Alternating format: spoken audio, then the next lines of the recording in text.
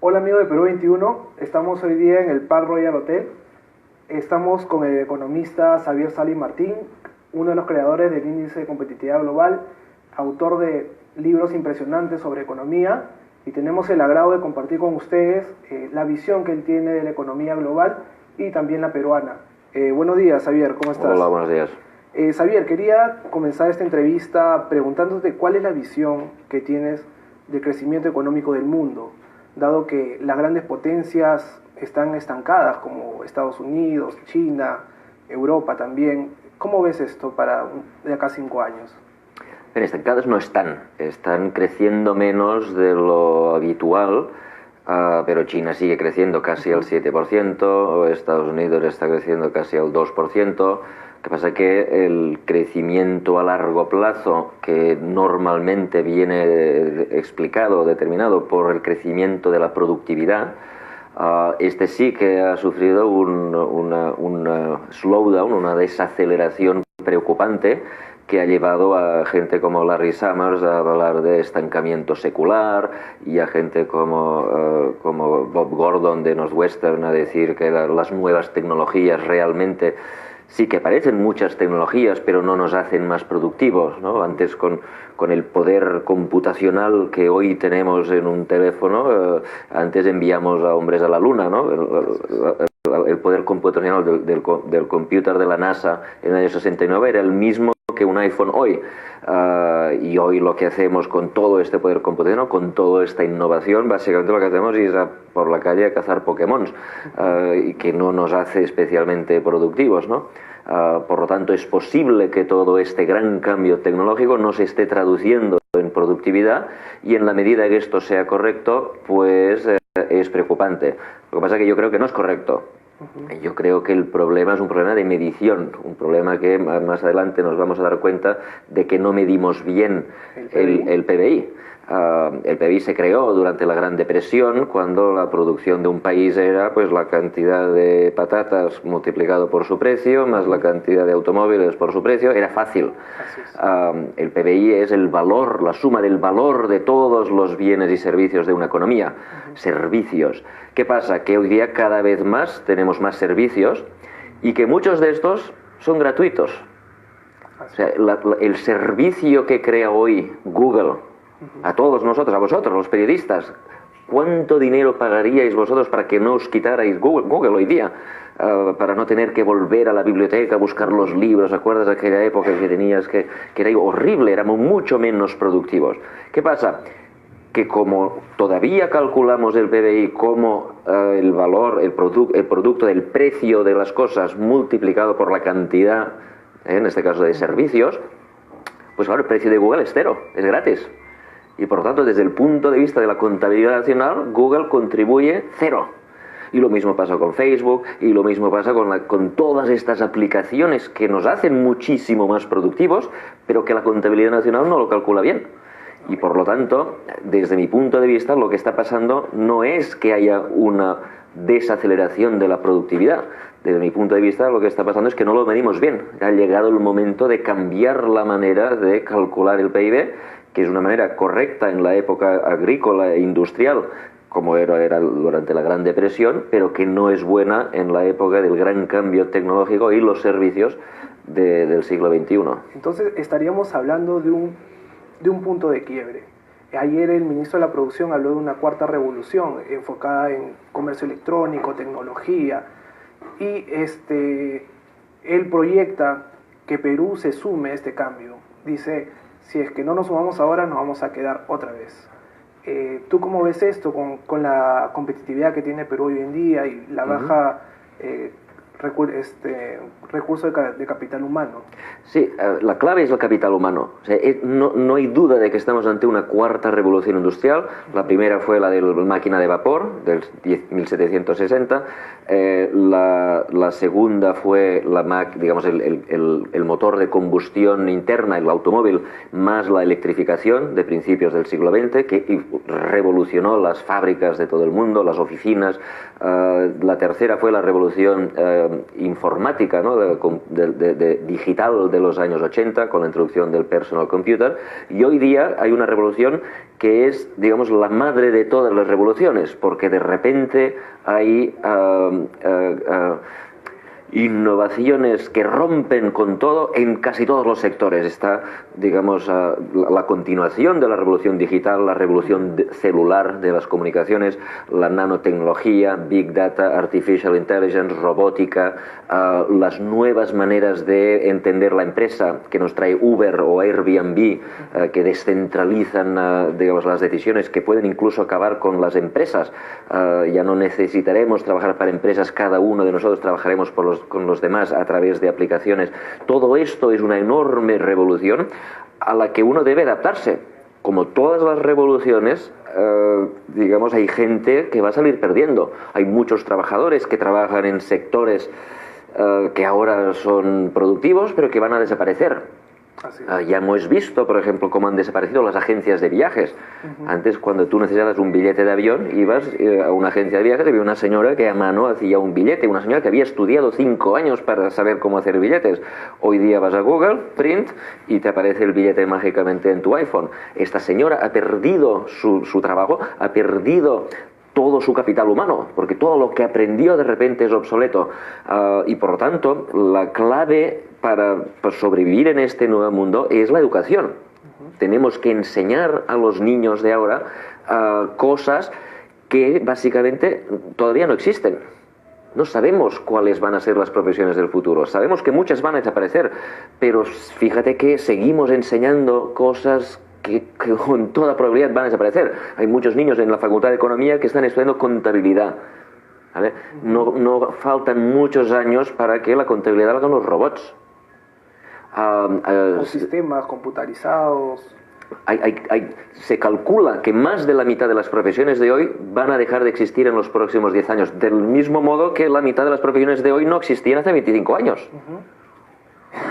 El mundo está cambiando a una velocidad. La gran característica de esta nueva revolución industrial, las otras tardaron décadas en implementarse, esta viene en cuestión de días. Uber no existía hace 5 años. Facebook no existía hace 10 años. Twitter no existía, y Twitter y Facebook están matando a la prensa. Así es. Están matando todo un sector tradicional de centenares de años, de los señores que producían unos papeles con fotos y con letras. Todos estos papeles están desapareciendo. La gente ya no busca las noticias en el periódico. Cuando sale el periódico a las 9 de la mañana ya es obsoleto. La gente ya tiene las noticias de toda la noche en su móvil a través de Twitter. Por lo tanto, la velocidad a la que las cosas cambian hace que debemos enseñar a la gente y a las empresas, a los trabajadores y a los empresarios, a adaptarse rápidamente. La clave aquí es la velocidad. Ya no es verdad que el pez grande se come al pequeño, ahora es el pez rápido que se come al pez lento. El que no es capaz de tener la velocidad acabará muerto. Y va a haber mucha gente que va a salir perdiendo. Al final, las nuevas tecnologías siempre acaban siendo buenas. Vamos a descubrir nuevos sectores, va a aparecer nuevos puestos de trabajo, como aparecieron cuando vino el automóvil, ¿no? Cuando vino el automóvil, murió todo el sector de los caballos. Pero no solo se crearon más puestos de trabajo en el automóvil, sino que se crearon nuevos sectores que nadie ni podía imaginar, como por ejemplo el turismo. Cuando las distancias se reducen, pues la gente puede ir a pasar el fin de semana a la costa o a la montaña, y por lo tanto se crean hoteles y por lo tanto se crean muchísimos más puestos de trabajo de los que se destruyen. Pero hay gente que pierde. La gente que vivía de los caballos sale perdiendo. Y por lo tanto hay que encontrar la manera de ayudarles a reconvertirse a la nueva situación a una velocidad vertiginosa. Ahora ya no son los hijos de los que vivían de los caballos que van a tener que adaptarse al sector automóvil. No, van a ser ellos mismos, porque durante una vida, desde que los niños salen de la escuela hasta que se jubilan, van a cambiar las cosas 2 o 3 veces. Se acabó el mundo en el que tú llegabas, salías de la universidad, te metías en un banco y para siempre trabajabas en el banco. Se acabó. Lo que recomiendas es que estos sectores tradicionales innoven constantemente. Lo que yo les recomiendo es que enseñemos a los niños, a los jóvenes, a adaptarse constantemente a este tipo de innovación, y no solo adaptarse, sino liderar esa propia innovación. Esto quiere decir, por ejemplo, que Debemos abandonar esta inercia que tenemos todavía aquí en Perú de enseñar profesiones.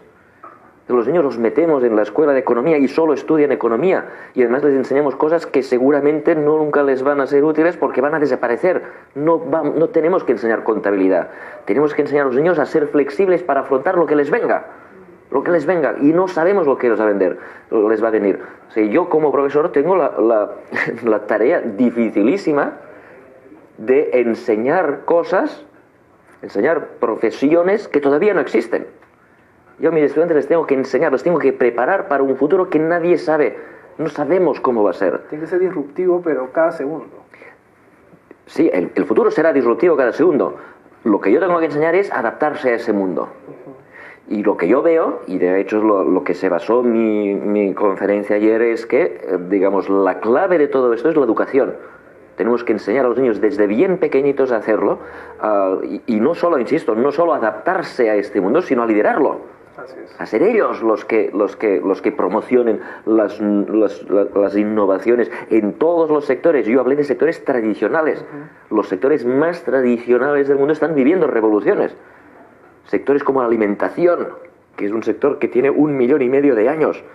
Sectores como la ropa, que tiene 40.000 años. Hace 40.000 años que nos inventamos la aguja.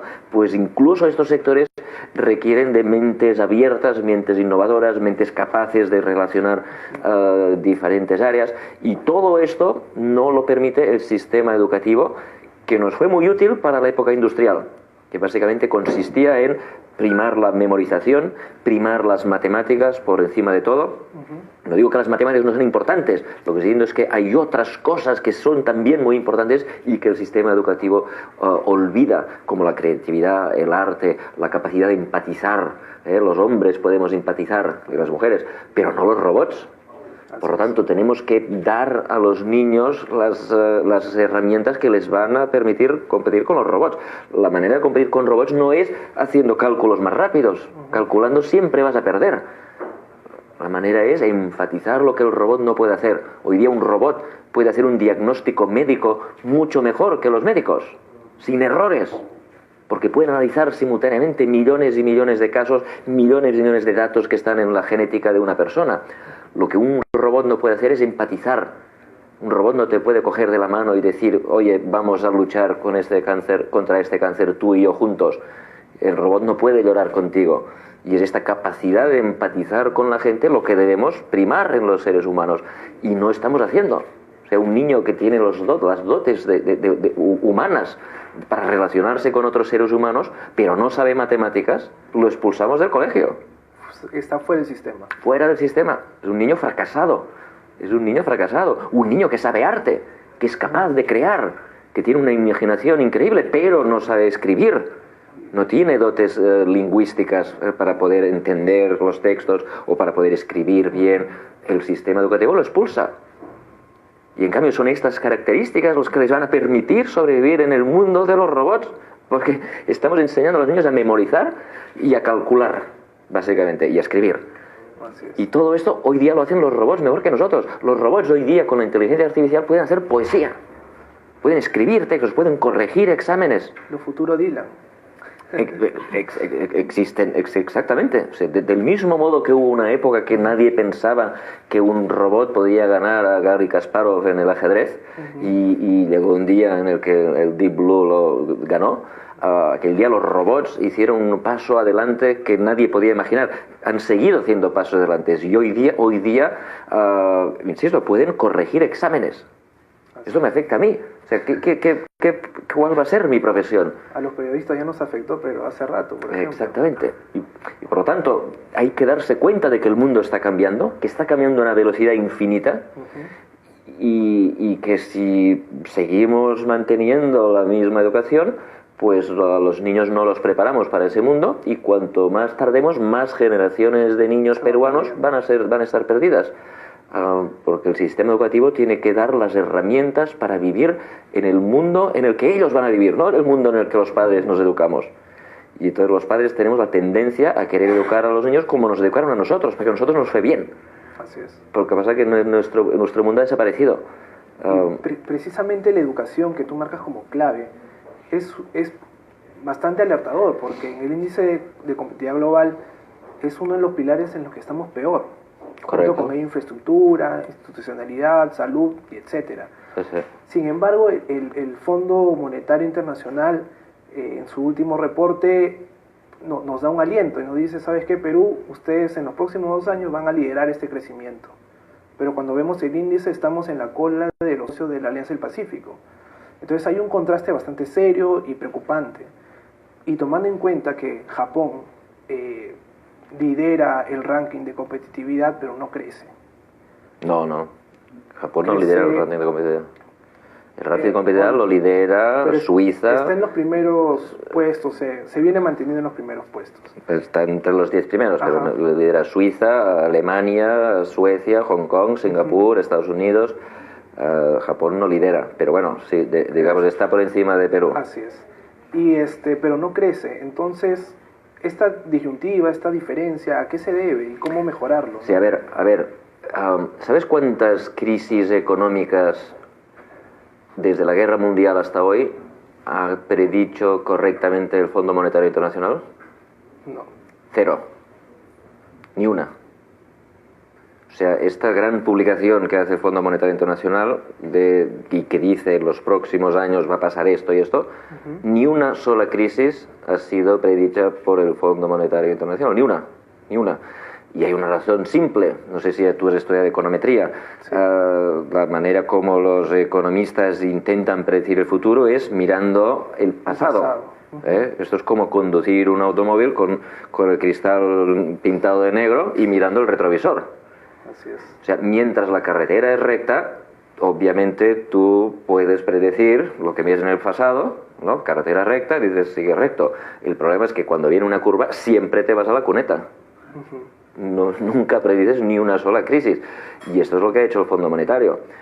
Por lo tanto, digamos, intentar, digamos, decir que, digamos, Perú está en buena situación porque el Fondo Monetario predice que las cosas van a subir, a mí no me parece una garantía de casi nada. Obviamente Perú va a ir bien si el precio de las materias primas que exporta sube. Obviamente Perú va a ir bien si los países a los que exporta cosas, que básicamente es China para las materias primas y Estados Unidos o Europa para las materias no primas, digamos, para los productos manufacturados y agrícolas que produce. Si estos países van bien, a Perú le van a ir bien las cosas. Pero para esto no hace falta ser el Fondo Monetario. Y de todos modos tampoco yo estoy hablando del crecimiento a 1 o 2 años vista. El crecimiento a 1 o 2 años vista, como te he dicho, depende mucho del precio de las materias primas, que nadie puede predecir. Nadie pudo predecir que el precio del petróleo bajaría y arrastraría a todas las commodities hasta niveles bajísimos y acabaría con el commodity superboom. Nadie pudo predecir que cuando estaba tan bajo y todo el mundo decía que esto iba a durar 10 años, el precio volvería a subir hasta $50 el barril. Las materias primas no se pueden predecir, pero tampoco estoy hablando de esto. Lo que estoy hablando yo es del crecimiento a largo plazo, a 10, 15 años vista. Es más, estoy hablando de un crecimiento sano. Así es. Digamos, si Perú sigue dependiendo de las exportaciones de materias primas, y materias primas excluye la agricultura, pero digamos, si seguimos dependiendo de materias, de minerales, entonces el crecimiento no es sano. Porque entonces dependes de si la vida hace que el cobre sube o el cobre baja, o de si el oro sube o el oro baja, o de si el petróleo sube o el gas. Esto no es un crecimiento sano, porque de la noche a la mañana el crecimiento desaparece simplemente porque en Arabia Saudí alguien ha decidido que cortan la producción. El crecimiento sano es el crecimiento diversificado, el crecimiento basado en la innovación. Y la innovación no quiere decir sectores punta, quiero decir innovación en la agricultura, innovación en los servicios, donde tenemos aquí en Perú el ejemplo paradigmático de la innovación y del éxito empresarial en Gastón Acurio, en un sector, insisto, antiguo, antiquísimo, un sector de 1 millón y medio de años. El señor Acurio es capaz de innovar y poner al Perú en el mapa como líder mundial. Y entonces lo que necesita este país para afrontar su futuro a largo plazo es tener gastones de Curio en todos los sectores. Si lo consigues, si consigues gente que es capaz de revolucionar su sector con sus ideas y implementando estas ideas, digamos en todos los sectores, por más tradicionales que sean, entonces el crecimiento del Perú está asegurado. Lo del Fondo Monetario es, mira, si sube el precio o baja el precio, pues a mí este debate tampoco es interesante, porque se van a equivocar. Ellos ahora predicen que el precio de las materias primas se va a recuperar un poco y que China se va a recuperar, pero como no tienen ni idea, si el precio de las materias primas vuelve a bajar, Perú va a caer. ¿Por qué? Porque no se ha diversificado bien. Y justamente eso, la dependencia de la que tú hablas, Javier, empezó a través de una corriente enfocada en el libre comercio, en exportaciones, importaciones, que incluso el mismo Paul Krugman llevaba la bandera de ello. Ahora se habla bastante de, ¿sabes qué? Perú, súmate al encadenamiento productivo. Y me pregunto, ¿seguiremos siendo, qué eslabón de la cadena vamos a hacer? ¿Seguiremos abasteciendo de materias primas o nos preocupamos primero en arreglar los problemas de la casa? A ver, yo creo que la clave es la diversificación. Obviamente, diversificación quiere decir producir las materias primas que tengas que producir, pero también producir otras cosas. ¿Vale? Entonces, ¿qué va a hacer Perú en el futuro? No tengo ni idea. Ahora sí sé una cosa, y es que Paul Krugman tampoco tiene ni idea. De hecho, ningún economista tiene idea. Nadie pudo predecir que Perú sería líder en el mundo culinario hace unos años. Sí. Nadie lo predijo. Pero aquí aparece por casualidad el Gastón Acurio y pone a Perú en el no entre los mejores, no, arriba de todo. ¡Pum! Esto no se puede predecir. Ahora, lo que sí que podemos hacer es crear el entorno para que salgan muchos Gastones en muchos sectores. Y esto nos devuelve la educación. Tenemos que hacer que no sea una casualidad. Casualidades pueden aparecer en todos los países, pero trabajar de manera sistemática para que aparezcan Gastones en todos los sectores. Esto quiere decir, volvemos al sector educativo creativo, sector educativo innovador, sector educativo que permita que muchos niños sean capaces no solo de tener ideas, sino de implementarlas. Por tanto, primero, educación, y segundo, Perú como en su conjunto, y esto quiere decir gobierno, quiere decir burocracia, quiere decir empresas, quiere decir papás y mamás y escuelas y toda la sociedad y sindicatos tienen que entender que el secreto del crecimiento es que todos estos niños que tengan ideas las puedan implementar. Y no coserlos a barreras o a imposibilidades financieras para que puedan desarrollar sus productos. Si Perú es capaz de generar gente creativa como Gastón y es capaz de implementar las ideas como Gastón en todos los sectores, entonces van a aparecer sectores que hoy día ni podemos imaginar. Por ejemplo, ahora con la entrada del nuevo gobierno ha habido un cambio de chip. El anterior gobierno ponía todos sus esfuerzos en la diversificación productiva. Y este gobierno ha entrado con la mentalidad de destrabar todo lo que puede. Procesos, burocracia, en todos los sistemas, todos los sectores. ¿Tú qué opinas de esto? ¿Va a dar resultado? ¿Has visto modelos donde ha generado? Sí, se va a dar resultado si se hace bien. Insisto, la clave para hacer que Perú sea un país productivo son los ciudadanos de Perú. Pero los ciudadanos de Perú no operan en un vacío, operan en un mundo, en Perú, donde hay unas reglas, unas restricciones, un sector financiero, y por lo tanto, cuando uno tiene una idea en Perú, uno tiene que desarrollarla en Perú, y para ello va a tener que pedir permisos, y para ello va a tener que pedir financiación, y para ello va a tener que contratar a trabajadores, y para ello va a tener que operar en Perú. Lo que tiene que hacer Perú es facilitar que cuando salga un niño peruano y tenga una idea, facilitar para que la puedan poner. Y lo que está pasando hoy día es que si este niño tiene una idea, lo que hace es que se va corriendo a Estados Unidos para implementarla en Silicon Valley. Así es. Porque es mucho más fácil hacerlo allí que aquí. Y este es el error, ¿entiendes? Por lo tanto, insisto, hay que fomentar que muchos niños en Perú tengan ideas Y segundo, facilitarles la labor para que las implementen. Si esto es lo que está intentando el nuevo gobierno, bienvenido sea. Hay que felicitar al gobierno por intentarlo, es más, hay que empujar al gobierno para que lo consiga. Cuando se faciliten las cosas, teniendo en cuenta que también hay que cambiar la educación, insisto, hay que hacer que muchos niños tengan ideas. Si tú facilitas la creación de empresas, pero nadie crea empresas, no va a pasar nada.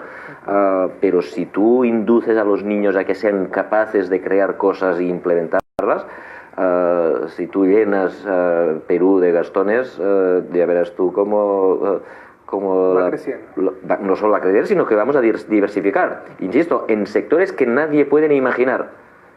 Y lo que no debe hacer el gobierno es priorizar sectores. Vamos a priorizar la cocina, ¿no? A lo mejor los próximos genios no van a ser en el sector cocina, van a ser en el sector agrícola, o en el sector ropa, o en el sector de microelectrónica, no se sabe. Por lo tanto, hay que crear el entorno para que sean los propios peruanos los que decidan dónde ellos van a tener ideas y cómo las van a implementar. El papel del Estado facilitador. El Estado tiene que facilitar, y esto es lo que hay que entender. El Estado no es un papá que te riñe. El Estado debe ser un papá que te ayuda cuando tú tienes una buena idea, igual que los papás y las mamás de la vida real, ¿no? Que quieren lo mejor para sus hijos. El papá autoritario que te dice tienes que hacer esto, tienes que estudiar derecho porque yo estudié derecho y tienes que ser abogado como tu papá y como tu abuelo, estos papás son malos. Hay que facilitar para que el niño sea capaz, para que todos los niños puedan desarrollar su talento, sea en el campo que sea. Xavier, ¿qué opinas sobre la trampa de ingresos? ¿Existe, no existe? ¿Cómo se puede? Bueno, no la entiendo. Sé que es una cosa muy popular aquí en América Latina. Hace unos días estuve en Chile y también todo el mundo hablaba de las trampas de la clase media, la trampa de los ingresos. Yo no solo no la entiendo, sino que no la veo en ninguna parte.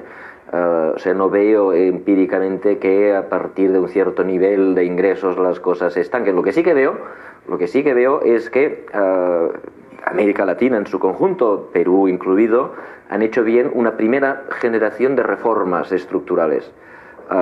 Hasta ahora, fíjate que todas las crisis del mundo, donde más se sufrían era en América Latina.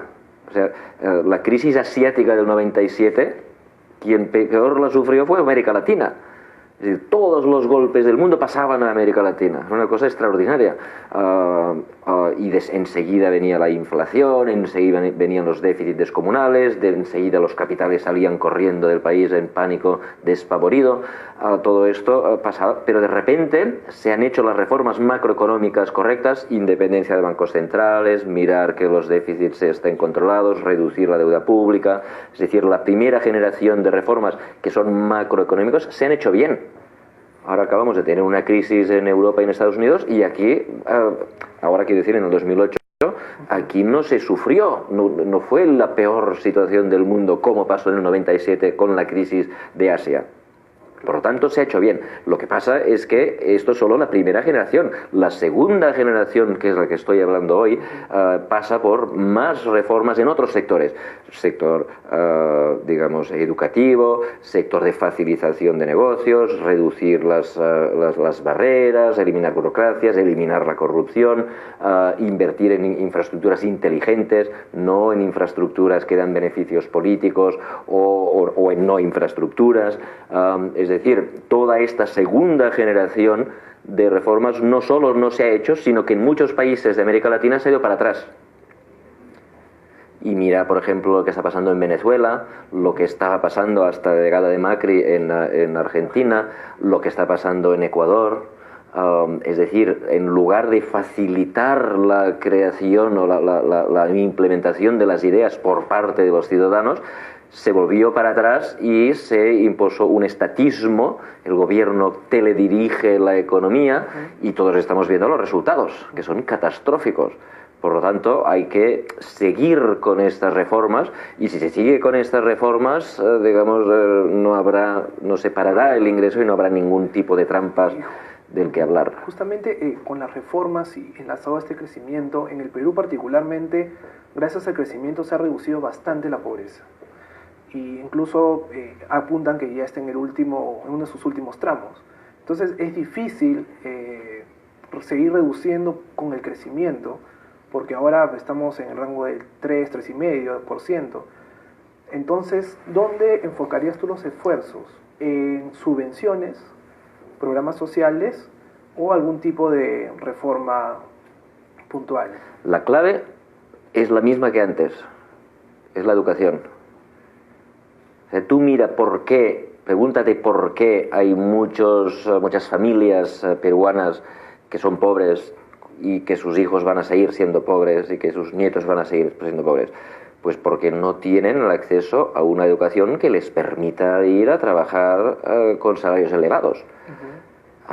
Y por lo tanto la clave vuelve a ser la educación. Si a estos niños les das caridad y les das digamos dinero, ¿no? Les das subsidios, no los vas a sacar de la pobreza, los vas a depender de unos subsidios que el día que desaparezcan, porque se va a acabar el dinero, porque el gobierno no va a tener déficits, y cuando tenga déficits lo primero que va a hacer va a ser recortar los subsidios, entonces los vas a condenar otra vez a la pobreza.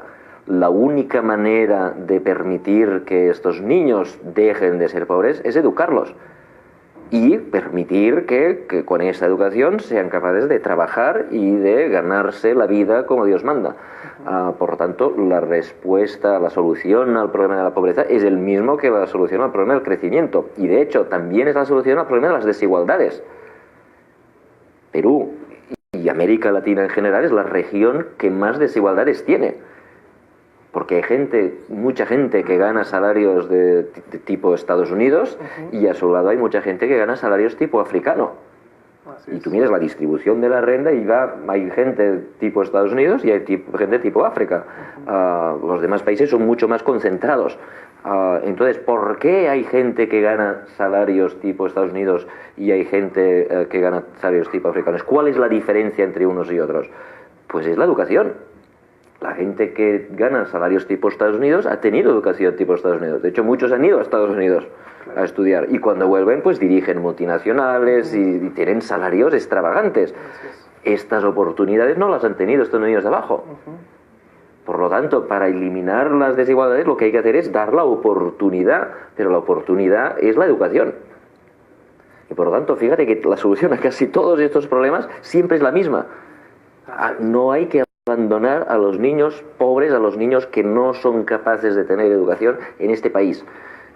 Cuando tú hagas este esfuerzo y los dotes, insisto, con una educación moderna e inteligente, no enseñarles a memorizar el Quijote como hacíamos hace 200 años, no.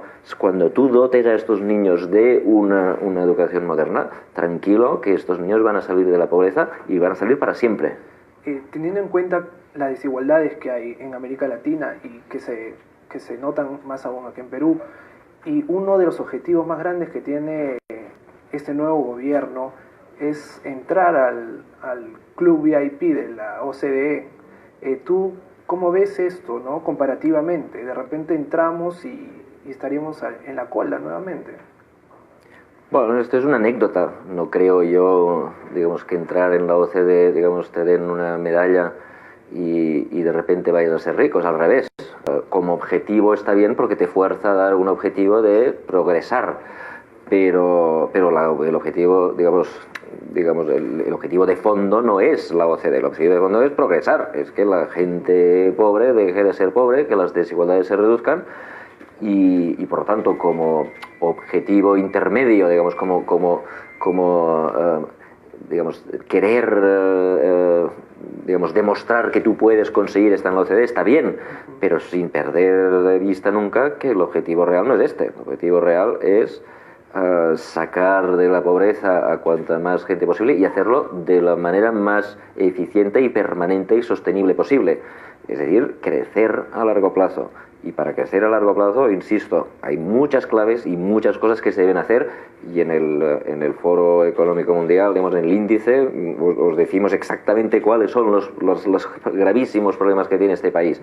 Pero desde mi punto de vista, la clave, la madre de todos los problemas es la inadecuado acceso a educación de calidad de una gran parte de la población de este país.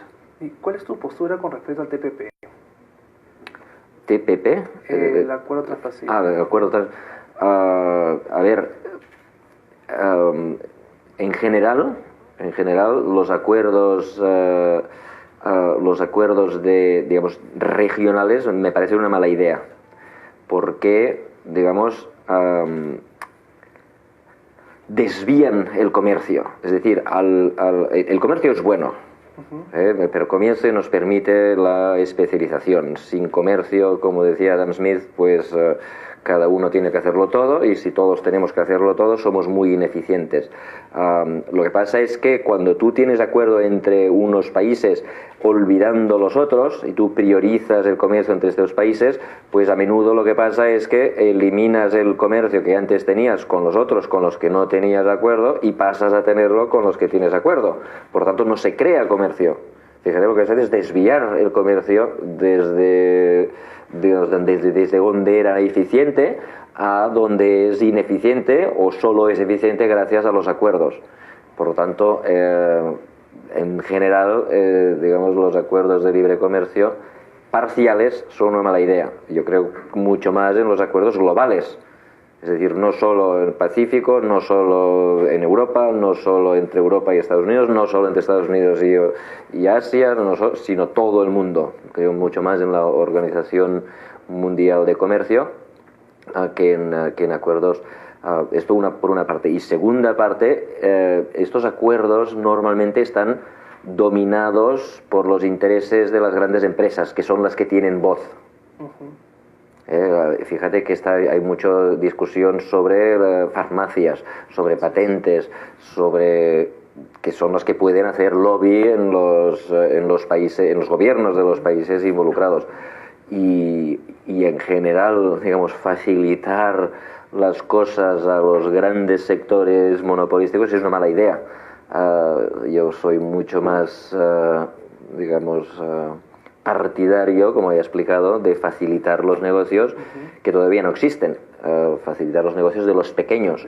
No, digamos, que las farmacéuticas ganen más dinero, yo creo que no nos va a llegar a ninguna parte. Lo que tenemos que hacer es que los emprendedores, los gastones de todo el mundo sean capaces de ganar dinero. Por lo tanto, y esto es todavía más cierto cuando los acuerdos se negocian a puerta cerrada.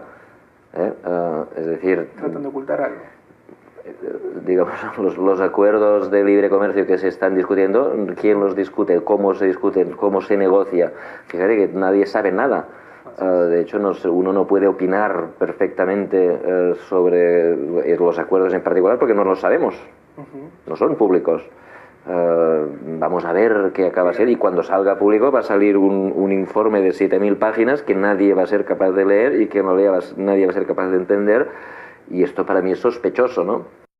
Porque si son tan importantes estos acuerdos, ¿por qué los ocultan? ¿Por qué los hacen a puerta cerrada? ¿Por qué no me gustan estos acuerdos? En general, no solo digamos los del Pacífico, sino los del Atlántico, y los dentro del norte de América, en NAFTA, todos.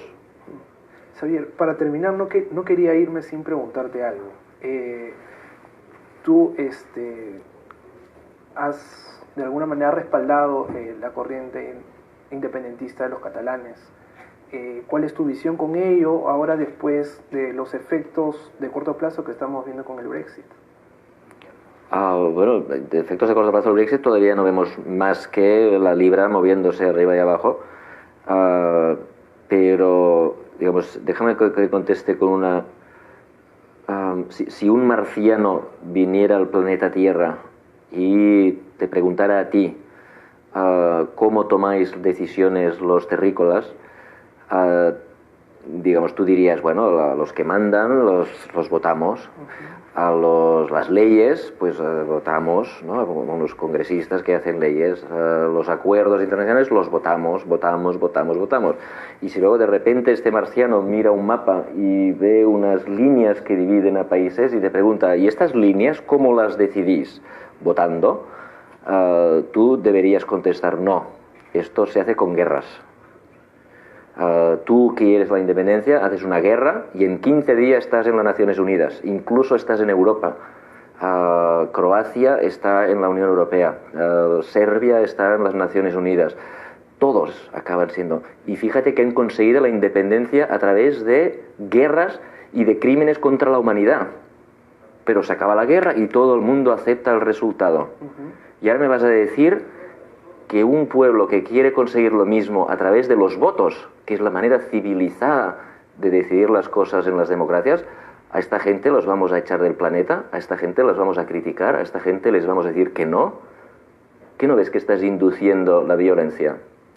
Me parece que ha llegado la hora que como seres humanos demos prioridad a la formación de fronteras a través de los votos. La manera civilizada es como lo han hecho en Escocia.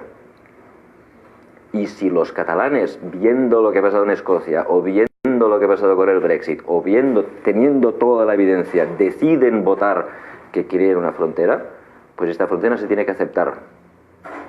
Porque si no, digamos, estamos todavía viviendo en el siglo XIV, donde las cosas se deciden con violencia. Y esto para mí es una vergüenza. Si tú le explicas esto al señor Marciano, se va a volver de color verde, si es que este no era su color original. Porque es una vergüenza como seres humanos que todavía hoy aceptemos el resultado de las guerras. Por ejemplo, este país tiene unas fronteras. ¿De dónde han salido estas fronteras? De miles de guerras, realmente, ¿no? De guerras. ¿Y por qué aceptamos que Perú tenga las fronteras que tiene, que vienen de guerras? Y en cambio no vamos a aceptar que los catalanes pongan una frontera con la paz, con los votos. O sea, ¿en qué tipo de mundo quieres vivir tú? Ok. Xavier, muchas gracias por esta entrevista. Amigo de Perú 21, con nosotros fue Xavier Salí Martín, y muchas gracias.